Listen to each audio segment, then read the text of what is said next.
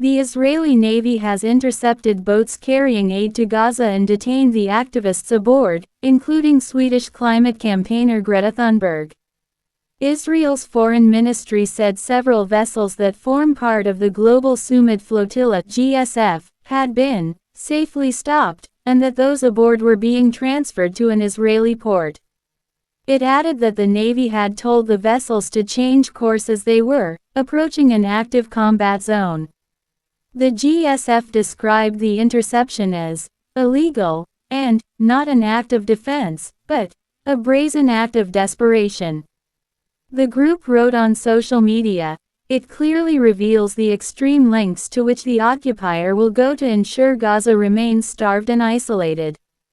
They will attack a peaceful civilian mission because the success of humanitarian aid means the failure of their siege." Live streams from the boats suggest not all of the 44 vessels have been boarded and evacuated. The Israeli Foreign Ministry said the flotilla had been informed it was violating a lawful naval blockade that covers the waters next to Gaza, though it is unclear if the boats had entered the blockade zone. It posted footage from the interception showing Thunberg sitting on the deck of a boat, being handed water and a jacket by a member of the Israeli military.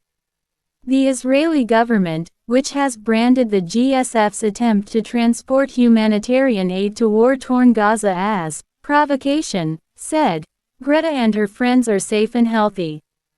The GSF said multiple ships including the Alma, one of the main vessels, as well as the Surius and the Adara, had been intercepted and boarded. Prior to that, it accused the Israeli military of intentionally damaging ship communications, in an attempt to block distress signals and stop the livestream of their illegal boat boarding. It said the flotilla had been 70 nautical miles from Gaza's shoreline when the intervention had occurred. The group had hoped its vessels would arrive in Gaza on Thursday morning.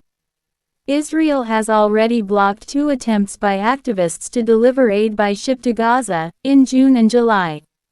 While the Israeli government has characterized the flotilla as a selfie yacht, Thunberg has pushed back against that criticism, telling the BBC on Sunday, "I don't think anyone would risk their life for a publicity stunt." International aid agencies have been attempting to get food and medicine into the Palestinian territory but note Israel is restricting the flow of supplies.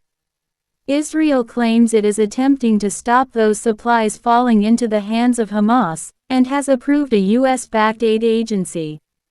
A United Nations-backed group confirmed last month that there was famine in Gaza, and the UN's humanitarian chief said it was the direct result of Israel's systematic obstruction of aid entering the territory.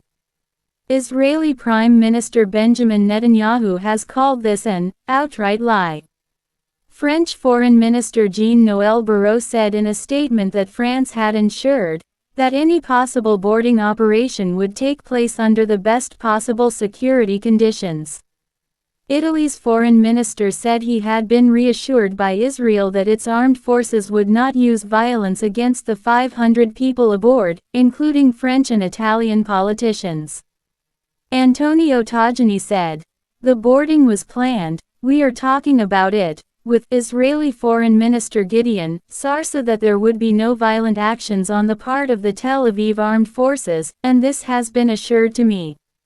Simon Harris, Ireland's Taoiseach Deputy Prime Minister, said his country expects international law to be upheld and all those on board the flotilla to be treated in strict accordance with it.